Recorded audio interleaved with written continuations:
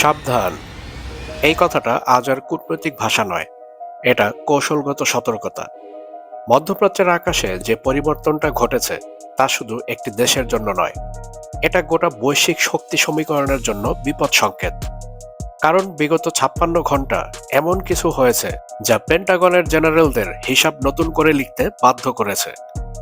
আকাশ চিরে ইরানের দিকে ধেয়ে এসেছে চীনের একের পর এক Y-20 সামরিক কার্গো বিমান, যার সংখ্যা একটি দুটি নয়, 16টি। আর কি ছিল এতে? 1000 টনের বেশি আধুনিক সামরিক সরঞ্জাম। প্রশ্ন একটাই, চীন কেন এখন এতটা প্রকাশ্যে ইরানের পাশে দাঁড়ালো? এই সব প্রশ্নের উত্তর জানতে ভিডিওতে একটি লাইক দিয়ে শুরু থেকে শেষ পর্যন্ত আমাদের সাথেই থাকুন।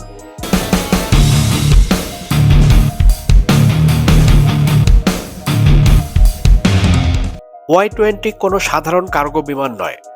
সামরিক বিশ্লেষকদের ভাষায় একে বলা হয় ফ্লাইং ফর্ট্রেস অফ লজিস্টিক্স, অর্থাৎ আকাশে ভাসমান এক লজিস্টিক দুর্গ। এই বিমানটি তৈরি করা হয়েছে যুদ্ধের সবচেয়ে গুরুত্বপূর্ণ মুহূর্তে, যখন সময়, দূরত্ব আর গোপনীয়তাই সবকিছু নির্ধারণ করে দেয়। Y-20 এর প্রযুক্তিগত সক্ষমতা চোখ ধাঁধানো। এর সর্বোচ্চ পেলোড ক্ষমতা প্রায় 66,000 কেজি। প্রতি ঘন্টায় এটি প্রায় 926 কিলোমিটার গতিতে ছুটতে পারে।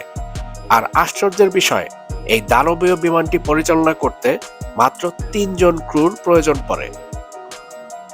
একটিমাত্র Y-20 এক ফ্লাইটে বহন করতে পারে দুটি টাইপ 15 হালকা ট্যাঙ্ক অথবা 150 জন সম্পূর্ণ সুসজ্জিত প্যারাট্রুপার, অথবা একসাথে রাডার ইউনিট, মিসাইল লঞ্চার ও কমান্ড সাপোর্ট সিস্টেম। এর অর্থ কি? এর অর্থ হলো কম মানুষ ব্যবহার করে কম সময়ে বিশাল যুদ্ধ ক্ষমতা এক জায়গা থেকে আরেক জায়গায় পৌঁছে দেয়া। আর এই কারণেই বর্তমানে যুক্তরাষ্ট্রের পর বিশ্বের দ্বিতীয় বৃহত্তম সামরিক কার্গো সক্ষমতা একমাত্র চীনের। আর আজ সেই সক্ষমতাই নির্দ্বিধায় ঢেলে দেওয়া হয়েছে ইরানের কাছে, যা পুরো মধ্যপ্রাচ্যের শক্তির ভারসাম্য নাড়িয়ে দিয়েছে। অনেকেই প্রশ্ন করছেন, চীন কেন ইরানকে আর কেন এখন এই সমস্ত লজিস্টিক সাপোর্ট দিচ্ছে? উত্তরটি খুবই সহজ।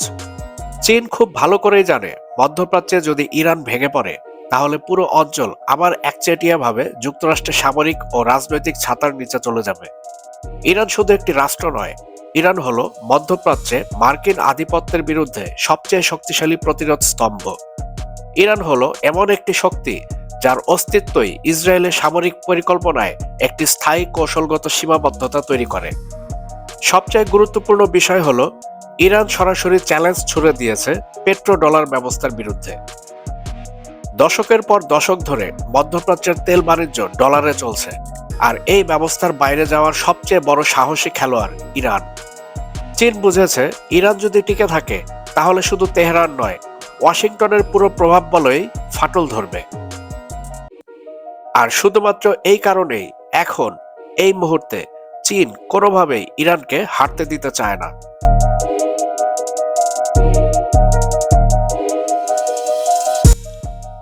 এই মিশনের সবচেয়ে ভয়ঙ্কর এবং সবচেয়ে কৌশলগত চমক হল চীনের HQ-19 আকাশ ও ক্ষেপণাস্ত্র প্রতিরক্ষা ব্যবস্থা। এর পূর্বে ইরানের আকাশ প্রতিরক্ষা ব্যবস্থা নির্ভর করত রাশিয়ার তৈরি S-400 এবং চীনের তৈরি HQ-9 ও নিজস্ব কয়েকটি দেশীয় সিস্টেমের উপর। এগুলো কার্যকর হলেও ইসরায়েল ও যুক্তরাষ্ট্র মনে করত প্রয়োজনে এই প্রতিরক্ষা ভেদ করা সম্ভব, কিন্তু HQ-19 সেই ধারণাকে ভেঙে দিয়েছে। HQ-19 কেবল একটি আকাশ প্রতিরক্ষা মিসাইল সিস্টেম নয়, এটি একটি স্ট্র্যাটেজিক অ্যান্টি ব্যালিস্টিক ও অ্যান্টি নিউক্লিয়ার শিল্ড। এই সিস্টেমের মাল্টি লেয়ার রাডার নেটওয়ার্ক প্রায় 4000 কিলোমিটার দূর থেকে শত্রু বিমান, ড্রোন, স্টেলথ ফাইটার এবং ব্যালিস্টিক মিসাইল শনাক্ত করতে সক্ষম। আর এর ইন্টারসেপ্ট রেঞ্জ প্রায় 1000 কিলোমিটার, যেখানে এটি নিউক্লিয়ার ওয়ারহেড বহনকারী ব্যালিস্টিক মিসাইলকেও মাঝ আকাশেই ধ্বংস করতে পারে। HQ-19 মূলত তৈরি করা হয়েছে মিড কোর্স ফেজে মিসাইল ইন্টারসেপ্ট করার জন্য, যে পর্যায়ে মিসাইল সর্বোচ্চ উচ্চতায় থাকে এবং ওয়ারহেড আলাদা হয়ে যায়। এই কারণেই একে চীনের অ্যান্টি নিউক্লিয়ার প্রতিরক্ষা ছাতার মূল স্তম্ভ বলা হয়। এই সিস্টেম স্যাটেলাইট ট্র্যাকিং ও স্পেস লেভেল সেন্সরের সাথে ইন্টিগ্রেটেড। যার ফলে এটি শুধু আকাশ নয়, লো আর্থ অরবিট পর্যন্ত নজরদারি করতে পারে। এর কৌশলগত অর্থ অত্যন্ত গুরুতর। এর অর্থ ইসরায়েলের প্রতিটি এয়ারবেস, সৌদি আরব ও কাতারে থাকা মার্কিন সেন্টকম অপারেশন ঘাঁটি, এমনকি দূরপাল্লার নিউক্লিয়ার স্ট্রাইক প্ল্যানও এখন ইরানের রাডার স্ক্রিনের ভেতরে। আর এই মুহূর্তে মধ্যপ্রাচ্যের আকাশে সবচেয়ে বড় গেম চেঞ্জার একটি, আর সেটি হচ্ছে চীনের তৈরি HQ-19। ইসরায়েলের সবচেয়ে বড় সামরিক গর্ব কি? উত্তর একটাই, F-35 স্টেলথ ফাইটার জেট। দীর্ঘদিন ধরে এই জেটকে বলা হতো আকাশের অদৃশ্য শিকারী। রাডারে ধরা পড়ে না, হঠাৎ আঘাত হানে, আর শত্রু বুঝে ওঠার আগেই ফিরে যায়। কিন্তু যুদ্ধের প্রযুক্তি বদলেছে। আজকের যুগে স্টেলথ মানে আর অদৃশ্য থাকা নয়, বরং কিছু সময়ের জন্য লুকিয়ে থাকা। চীনের HQ-19 এর রাডার ফিউশন প্রযুক্তি আর লং রেঞ্জ সেন্সর নেটওয়ার্কের কারণে ইরানের আকাশে এখন এমন একটি প্রতিরক্ষা স্তর তৈরি হয়েছে যেখানে স্টেলথ জেটও ধাপে ধাপে শনাক্ত হয়। শুধু F-35 নয়, F-16, F-22, এমনকি আমেরিকার B-2 স্পিরিট বম্বারও এখন আর ইরানের আকাশ ফাঁকি দিতে সক্ষম হবে না। প্রথমে দূরপাল্লার রাডারে আভাস, তারপর ট্র্যাকিং, এরপরই টার্গেট লক। এই বাস্তবতায় F-35 আর অদৃশ্য আতঙ্ক নয়, বরং এটি হয়ে উঠেছে একটি অত্যন্ত দামি কিন্তু ঝুঁকিপূর্ণ ধাতব প্ল্যাটফর্ম। স্টেলথের যুগ শেষ হয়নি, কিন্তু এর একচেটিয়া শ্রেষ্ঠত্ব নিশ্চিতভাবেই ভেঙে পড়েছে।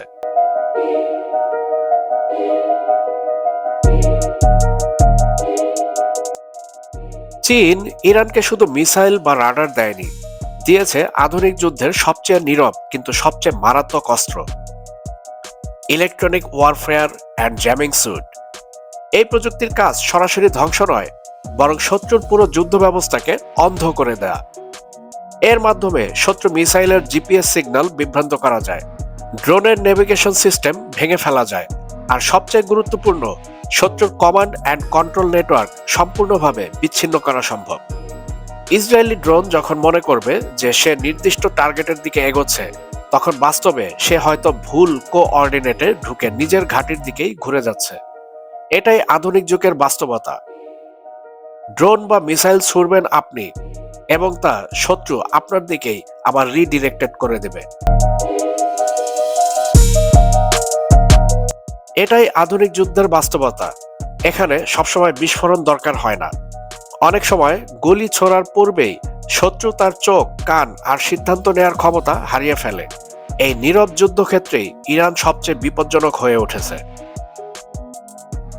অপরদিকে মার্কিন নৌবাহিনীর শক্তির প্রতীক একটাই, এয়ারক্রাফট ক্যারিয়ার স্ট্রাইক গ্রুপ। দশকের পর দশক ধরে এই ভাসমান ঘাঁটিগুলোই মধ্যপ্রাচ্যে আমেরিকার দাপটের চূড়ান্ত প্রকাশ। কিন্তু সমীকরণ বদলাচ্ছে। ইরানের হাতে এখন রয়েছে চীনের ওয়াইজে সিরিজের অ্যান্টিশিপ মিসাইল, যা বিশেষভাবে তৈরি করা হয়েছে বড় যুদ্ধজাহাজ ধ্বংসের জন্য। এই মিসাইলগুলোর বৈশিষ্ট্য খুবই ভয়ঙ্কর। এই মিসাইলগুলোর গতি ম্যাক 3 এরও বেশি, আর এক একটির ওজন প্রায় 2.5 টন, আর নির্ভুলতা এমন যে চলমান একটি জাহাজের 2 থেকে 3 ফুটের মধ্যেই আঘাত হানতে পারে। এর অর্থ স্পষ্ট, পারস্য উপসাগরে প্রবেশ করা বিশাল রণতরীগুলো এখন আর নিরাপত্তার প্রতীক নয়, বরং সম্ভাব্য ভাসমান কফিন। এই প্রেক্ষাপটে সামরিক বিশ্লেষকদের দাবি, চীন সাগর অঞ্চল থেকে ছুটে আসা কিছু মার্কিন রণতরী এখন নেটওয়ার্ক ট্র্যাকিং সীমাবদ্ধ বা বন্ধ করে রেখেছে। ইরানের উপকূলের আশেপাশে তারা অবস্থান নিচ্ছে। এর উদ্দেশ্য প্রয়োজনে দূর থেকে টমাহক ক্রুজ মিসাইল হামলার সক্ষমতা বজায় রাখা, তবে সরাসরি সংঘাতে না জড়ানো, আর যেন কোনোভাবেই ইরানের জলসীমায় তাদেরকে ট্র্যাক বা আটক করতে না পারে। আর সামনে রয়েছে আরো বড় হুমকি, YJ-17 হাইপারসনিক মিসাইল। যে অস্ত্র ঠেকানোর মতো কার্যকর প্রযুক্তি এখনো পৃথিবীর কোনো নৌবাহিনীর হাতে নেই। পারস্য উপসাগর এখন আর শুধু জলপথ নয়, এটি একটি চলমান মৃত্যু ফাঁদ। এই পুরো সমীকরণের সবচেয়ে বিপজ্জনক দিকটি এখানেই। চীন ইরানকে শুধু প্রস্তুত অস্ত্র দেয়নি, তারা দিয়েছে অস্ত্র তৈরির ক্ষমতা। এর অর্থ যুদ্ধক্ষেত্রে একটি চালান নয়, বরং দীর্ঘমেয়াদী সক্ষমতার রূপান্তর। এই সহযোগিতার আওতায় ইরান পেয়েছে মিসাইল উৎপাদনের যন্ত্রাংশ ও সাপোর্টিং ইকুইপমেন্ট, হাইপারসনিক প্রযুক্তির জন্য প্রয়োজনীয় কাঁচামাল ও ইন্ডাস্ট্রিয়াল ইনপুট, এবং সবচেয়ে গুরুত্বপূর্ণ, অ্যাডভান্স সেমিকন্ডাক্টর ও প্রসেসিং চিপ।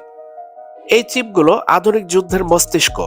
ড্রোনের নেভিগেশন, মিসাইলের টার্গেট শনাক্তকরণ, রিয়েল টাইম ডেটা প্রসেসিং সবকিছুই এখন সফটওয়্যার ও চিপের উপর নির্ভরশীল।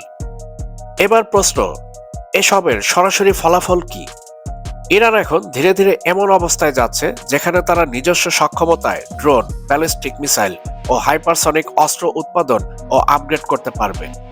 ইরানের তথাকথিত মিসাইল সিটি আর শুধু পাহাড়ের নিচে লুকানো গুদাম নয়, চীনের সহযোগিতায় এখন তার রূপ নিচ্ছে এক ধরনের স্বয়ংসম্পূর্ণ সামরিক ম্যানুফ্যাকচারিং ইকোসিস্টেমে। এর অর্থ যুদ্ধ চলুক বা না চলুক, ইরানের সামরিক শক্তি আর বাইরের সরবরাহে আটকে থাকবে না।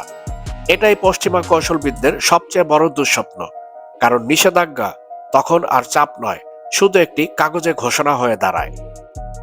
এই যুদ্ধ শুধু বোমা, ড্রোন বা মিসাইলের নয়, এটা একেবারে গভীরে গিয়ে আঘাত করা যুদ্ধ, মুদ্রার যুদ্ধ। চীন ইরানের জ্বালানি নিরাপত্তা নিশ্চিত করে একটি দীর্ঘমেয়াদী সমীকরণ গড়ে তুলেছে, যেখানে তেল শুধু পণ্য নয়, একটি কৌশলগত অস্ত্র। এর সবচেয়ে বড় প্রভাব কোথায়? এর সবচেয়ে বড় প্রভাব ডলারের উপর। ইরান চীন লেনদেনে ডলারের জায়গা নিচ্ছে চীনের ইউএন। এর ফলে শুধু ইরান নয়, সৌদি আরব ও উপসাগরীয় দেশগুলোর উপরও চাপ তৈরি হচ্ছে নতুন মুদ্রা ব্যবস্থা প্রবেশ করার কারণে। আর এখানেই যুক্তরাষ্ট্রের দুর্বলতা, কারণ মার্কিন আধিপত্য দাঁড়িয়ে রয়েছে ডলার, ব্যাংকিং সিস্টেম এবং পেট্রো ডলারের উপর। এই 16টি কার্গো বিমান শুধু অস্ত্র বহন করেনি, এগুলো বহন করেছে একটি বিকল্প বৈশ্বিক অর্থনৈতিক বাস্তবতা, যেখানে যুদ্ধক্ষেত্র আকাশে নয়, বরং ব্যাংক, তেল চুক্তি আর মুদ্রার হিসাবের খাতায়। এটাই নীরব যুদ্ধ, যার মাধ্যমে আমেরিকার পেট্রো ডলারের কফিনে শেষ পেরেকটি মারা হয়েছে। এটাই সবচেয়ে দীর্ঘস্থায়ী যুদ্ধ। ইরানকে আর নিষেধাজ্ঞায় জর্জরিত দুর্বল রাষ্ট্র ভাবার সময় শেষ। চীনের প্রযুক্তি, রাশিয়ার কৌশলগত সমর্থন আর ইরানের নিজস্ব অভিজ্ঞতা, এই তিন মিলিয়ে মধ্যপ্রাচ্যের শক্তির ভারসাম্য বদলে গিয়েছে। যদি এখন কেউ ইরানের দিকে হাত বাড়ায় বা আঙুল তোলে, তার মূল্য হবে ইতিহাসের সবচেয়ে ব্যয়বহুল ভুল। প্রশ্ন এখন একটাই, পুরনো মানচিত্র ধরে যারা যুদ্ধের পরিকল্পনা করছে, তারা কি বুঝতে পারছে নতুন মানচিত্রটা কবে আঁকা হয়ে গিয়েছে? বন্ধুরা, আপনারা কি ভাবছেন? চীনের সহযোগিতায় ইরান কি নতুন করে ঘুরে দাঁড়িয়েছে? ইসরায়েল আর আমেরিকা এখন চাইলেই কি আর ইরানে আক্রমণ করতে সক্ষম? আর আক্রমণ করলেও তারা কি সফলতা পাবে? আপনার মূল্যবান মতামত অবশ্যই কমেন্টের মাধ্যমে আমাদেরকে জানাবেন। আর আমাদের ভিডিও ভালো লাগলে লাইক ও শেয়ার করবেন, আর আমাদের চ্যানেলটি সাবস্ক্রাইব করে all bell icon notification on করে আমাদের সাথেই থাকবেন। কথা হবে পরবর্তী ভিডিওতে। ততক্ষণ পর্যন্ত সবাই ভালো থাকবেন, সুস্থ থাকবেন, বাংলাদেশকে ভালোবাসবেন।